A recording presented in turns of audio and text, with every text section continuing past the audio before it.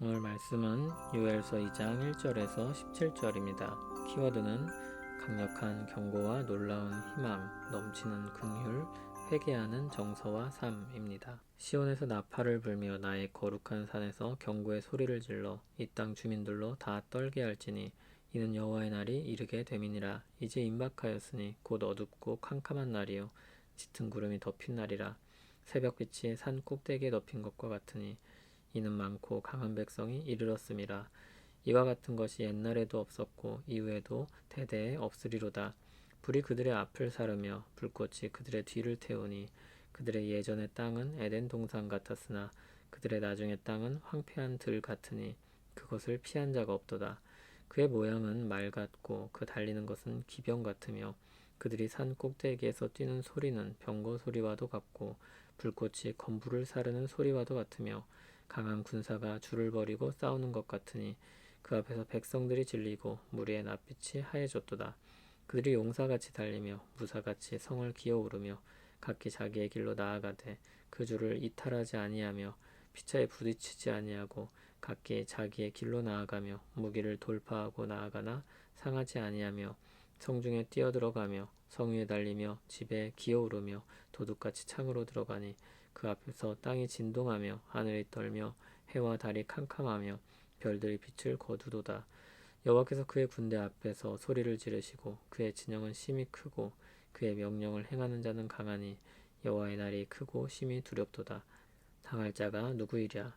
여호와의 말씀에 너희는 이제라도 금식하고 울며 애통하고 마음을 다하여 내게로 돌아오라 하셨나니 너희는 옷을 찢지 말고 마음을 찢고 너희 하나님 여호와께로 돌아올지어다. 그는 은혜로우시며 자비로우시며 노하기를 더디하시며 이내가 크시사 뜻을 돌이켜 재앙을 내리지 아니하시나니 주께서 혹시 마음과 뜻을 돌이키시고 그 뒤에 복을 내리사 너희 하나님 여호와께 소제와 전제를 드리게 하지 아니하실는지 누가 알겠느냐? 너희는 시온에서 나팔을 불어 거룩한 금식일을 정하고 성회를 소집하라.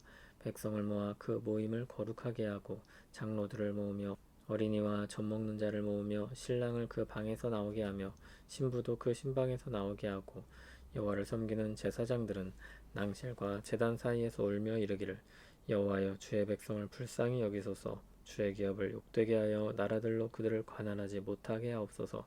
어찌하여 이방인들로 그들의 하나님이 어디 있느냐 말하게 하겠나이까 할지어다. 아멘. 백성들을 향한 경고의 말씀이 이어지고 있습니다. 시온에서 나팔을 불어 외치게 하였습니다. 파수꾼이 나팔을 불어 적군이 쳐들어오는 것을 알리듯이 백성들을 향해 여호와의 날이 이르게 될 것을 알려야 합니다. 이 알림은 백성들을 떨리게 할 것입니다. 그날은 어둡고 캄캄한 날이기 때문입니다. 2절 뒷부분에 나오듯 많고 강한 백성이 군대처럼 몰려와 덮어 그날은 유례없는 공포의 날이 될 것입니다. 이 군대는 3절 이하에 나오듯 아주 강력한 파괴력을 지닌 군대입니다. 불과 같이 모든 것을 태워버려서 에덴처럼 풍요로운 땅을 황폐하게 만들어버립니다. 그래서 6절과 같이 그 군대를 만난 사람들은 얼굴이 하얗게 질릴 수밖에 없게 될 것입니다. 7절 아래 나오듯 그 군대는 침투하고 파고들어서 상대방을 압도하고 밀어붙일 것입니다. 그러나 가장 충격적인 것은 그런 것들이 아닙니다. 11절을 보면 그 군대를 이끄시는 분이 여호와 하나님이라는 사실입니다. 여호와께서 군대를 이끌고 치시는 날이 여호와의 날입니다.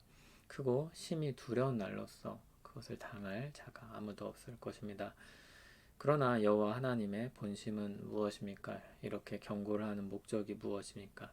12절에 나오듯이 이제라도 금식하고 울며 애통하고 마음을 다하여 하나님께로 돌아오라는 것입니다. 마음을 찢고 하나님 여호와께로 돌아올 때 하나님은 은혜로우시며 자비로우시며 노하기를 더디하시며 이내가 크시사 뜻을 돌이켜 재앙을 내리지 아니하실 것입니다. 하나님은 돌아온 백성들을 받아주시고 복을 내리시고 다시 하나님과 교제하는 삶을 살게 하실 것입니다. 그러므로 지도자들은 백성을 다 불러 모아서 하나님 앞에 회개하며 긍휼을 구해야 할 것입니다. 그때에는 신방에 있는 자들도 나오게 해야 할 것입니다. 율법에 따르면 결혼을 한 사람들은 1년 동안 군대를 면제해 받습니다. 그런 사람들까지도 다 나와야 하는 때입니다. 17절에 낭실과 제단 사이라고 했는데 성전 끝에서 끝을 가리킵니다. 성전 전체를 가리키는 표현입니다. 모두 함께 그 성전에 모여서 회개하고 돌이켜 하나님의 은혜를 구할 것을 요구받습니다. 여기서 하나님은 두려운 심판자 그리고 은혜로우신 하나님으로 등장합니다. 이 둘은 하나님 안에서 조화를 이룹니다. 공의를 이루시는 하나님이시며 사랑을 이루시는 하나님입니다. 그것이 우리의 놀라운 희망입니다. 하나님은 상한 갈대를 꺾지 아니하시며 꺼져가는 등불을 끄지 아니하십니다. 하나님의 긍휼은 사실 소모적이고 비합리적이고 비효율적이며 부당하기까지 합니다. 용서받을 자를 용서하시는 것이 아니기 때문입니다. 상한 갈대를 꺾는 것이 차라리 낫지 않을까요? 꺼져가는 등불을 꺼버리고 교체하는 것이 더 낫지 않을까요? 만일 상한 갈대라면 꺼져가는 등불이라면 그럴 것입니다.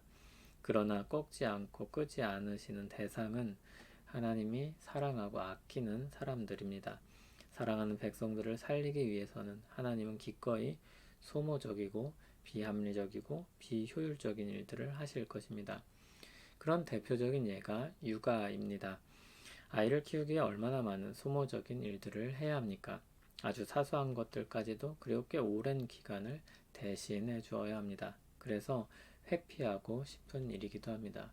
그러나 그것은 아주 가치 있는 일이며 사랑으로 행하는 세상에서 가장 아름다운 일입니다. 주님은 말하자면 그런 일을 감당하시는 것입니다. 밑빠진 독에 물을 붓듯이 계속해서 말씀하고 또 말씀하십니다. 열매가 전혀 없는 것 같은 일을 하십니다. 유엘서를 보면 점점 더 우리가 선명하게 나타나는 것을 보겠지만 하나님은 백성들에게 회개를 촉구하고 경고하신 다음에 아무것도 하지 않으시고 손 놓고 계시는 분이 아닙니다. 도리어 더 적극적으로 회복의 길을 여시고 백성들을 일으킬 뜻과 계획을 가지고 계십니다. 그러한 일의 절정이자 핵심이 예수 그리스도 안에 나타나 있습니다.